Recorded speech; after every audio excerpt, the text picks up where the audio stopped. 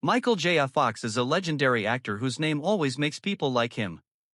This is not just because of his famous performances, but also because of how strong, funny, and graceful he has been while dealing with Parkinson's illness.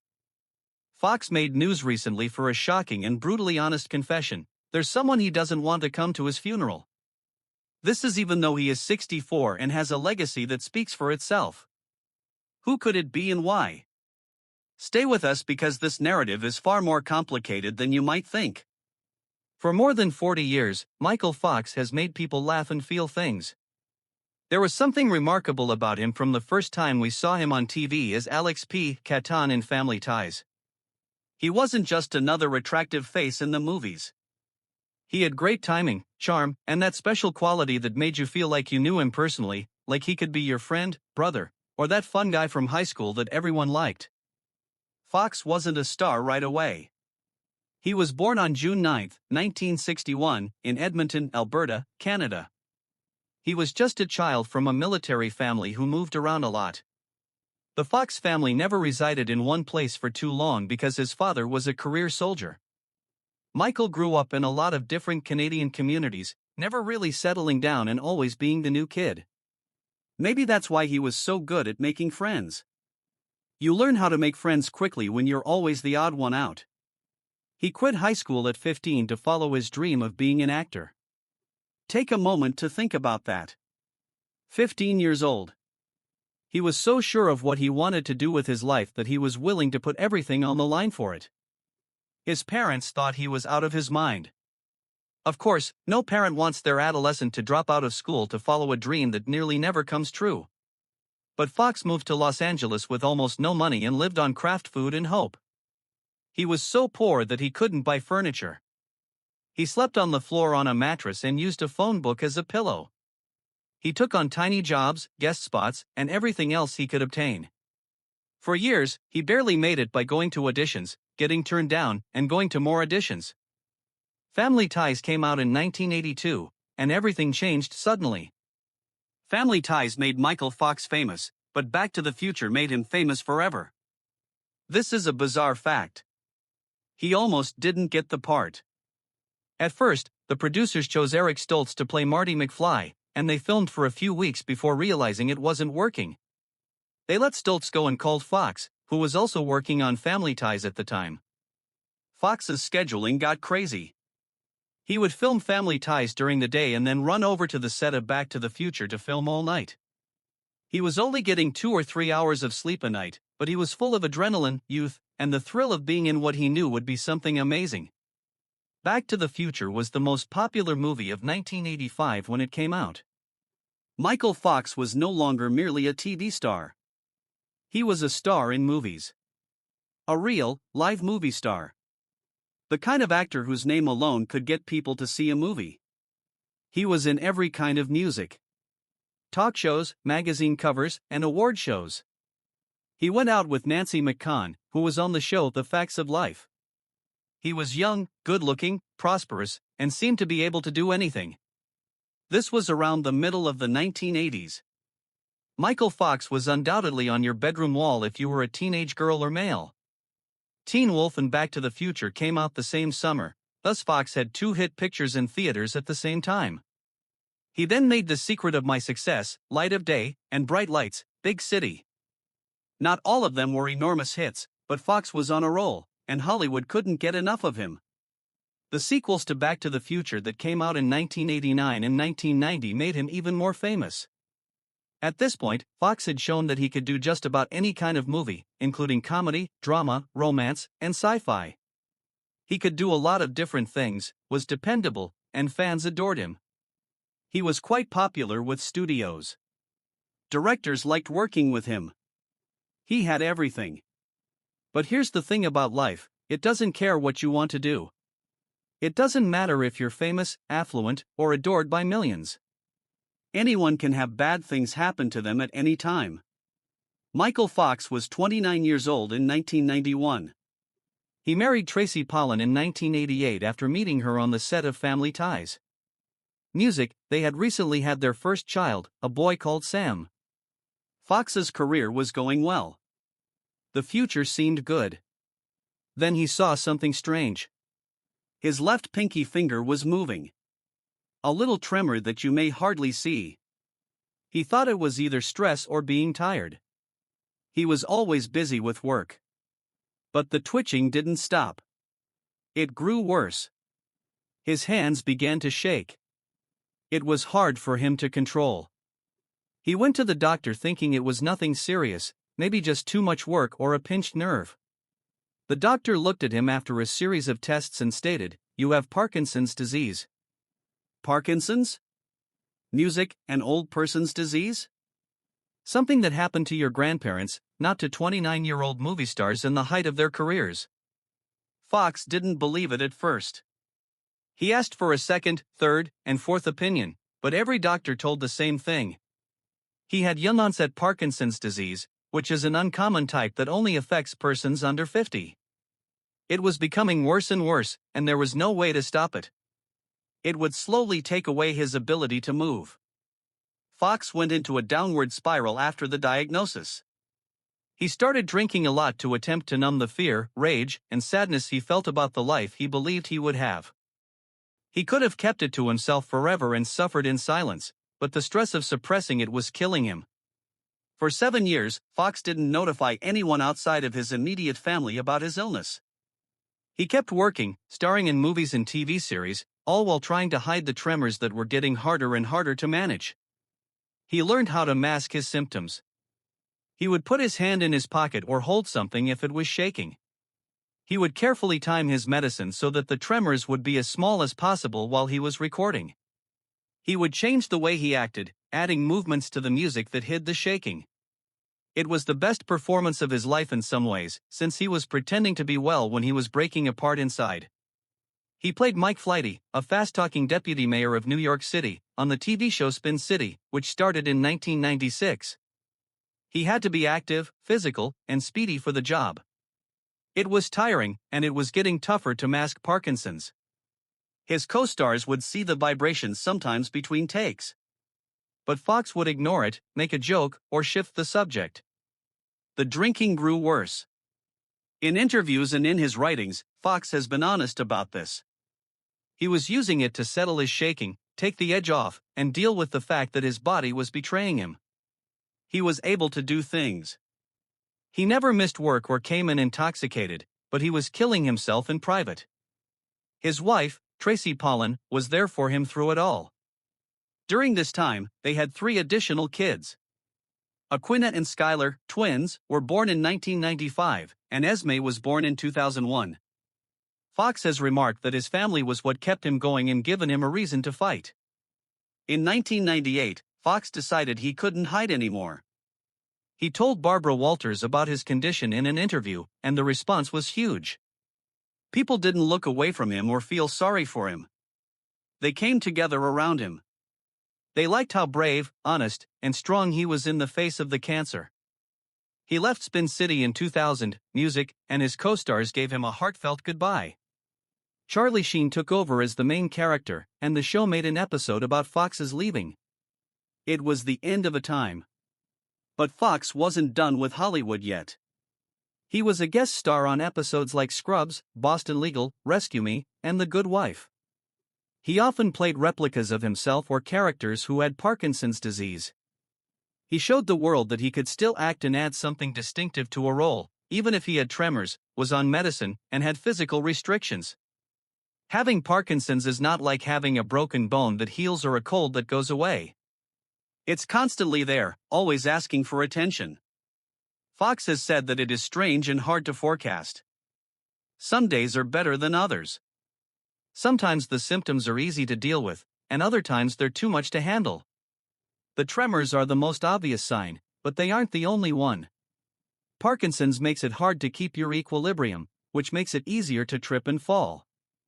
It impacts speech, which might make it hard to understand. It makes the muscles stiff, which makes moving slow and hard. It can change how you sleep, feel, remember things, and think. Fox takes medicine to help with the symptoms, but the medicine itself presents complications. Levodopa, the main medicine used to treat Parkinson's, can cause dyskinesia, which is when you have involuntary jerky movements that can be just as bad as the tremors.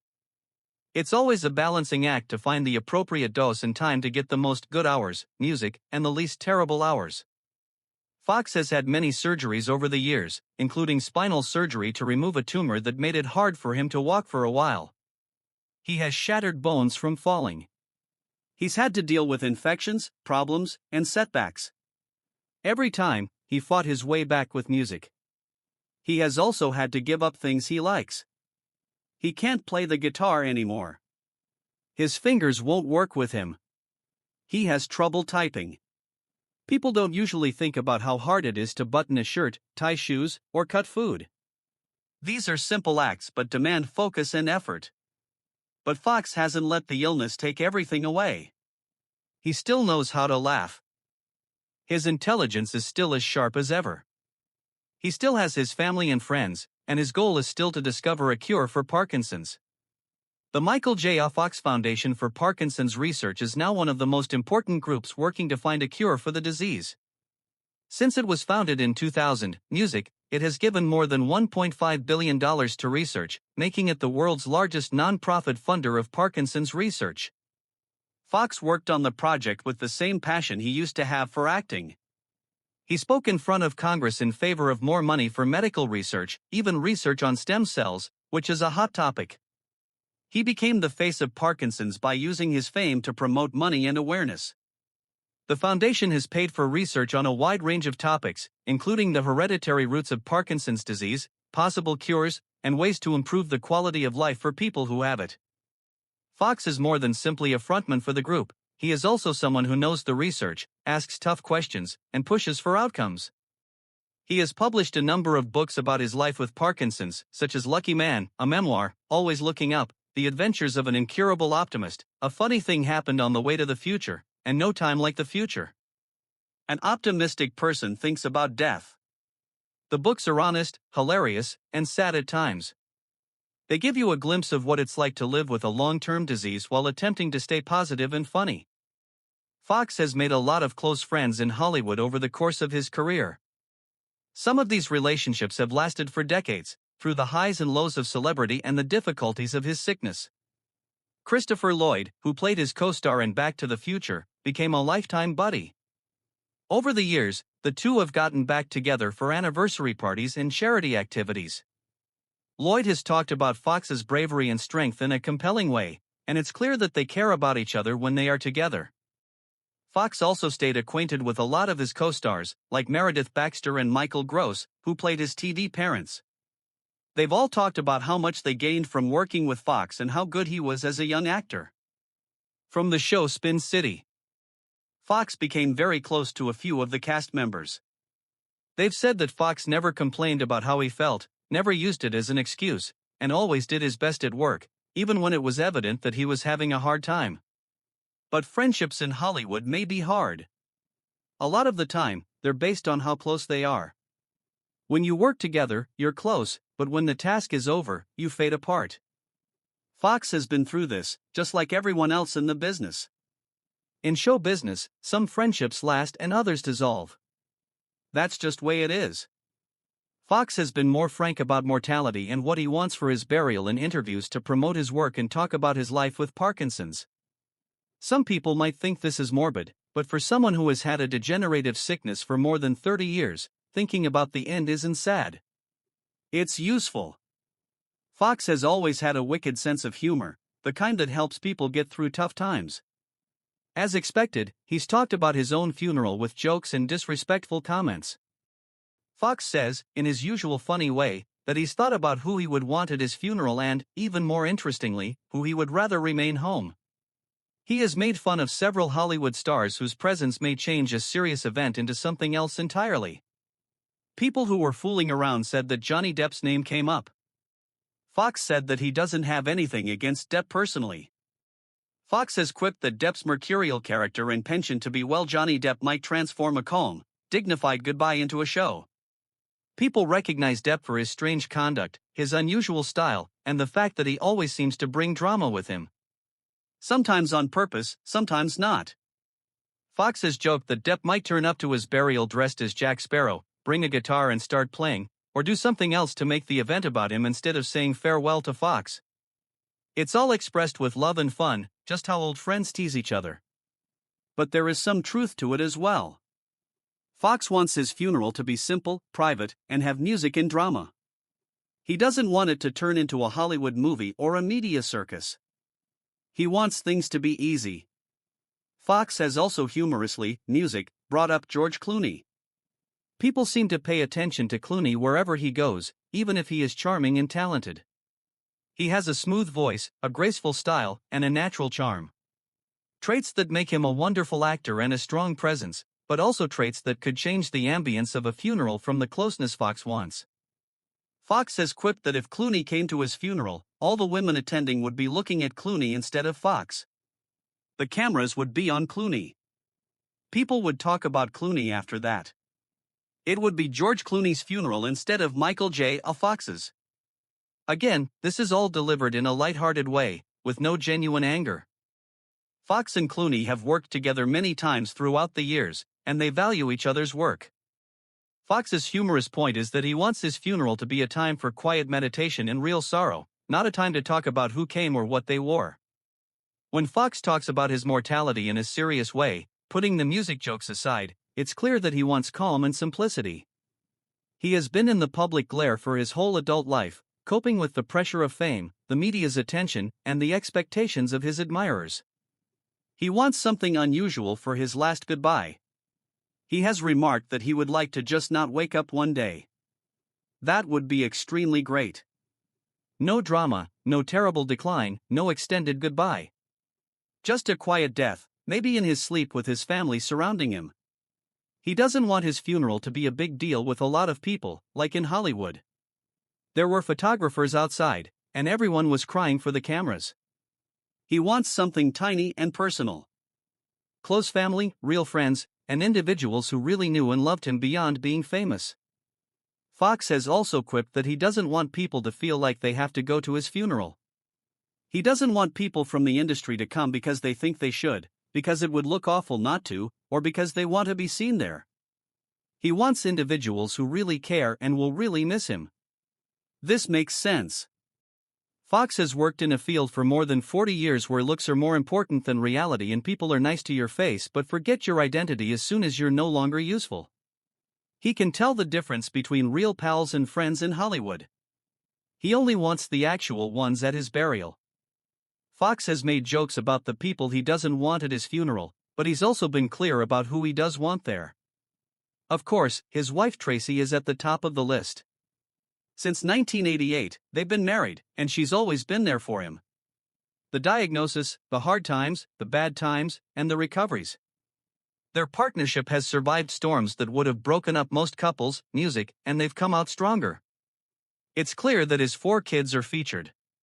Sam's son was born in 1989, and his twin daughters, Aquina and Skylar, were born in 1995. His youngest daughter, Esme, was born in 2001. Fox has remarked that being a parent has been one of the best things that has ever happened to him. Watching his kids grow up has given him a reason to keep fighting.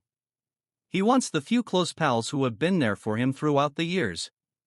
The individuals who call him just to see how he's doing, who come to see him without cameras or fuss, and who treat him like Michael the person instead of Michael J. Fox the famous person.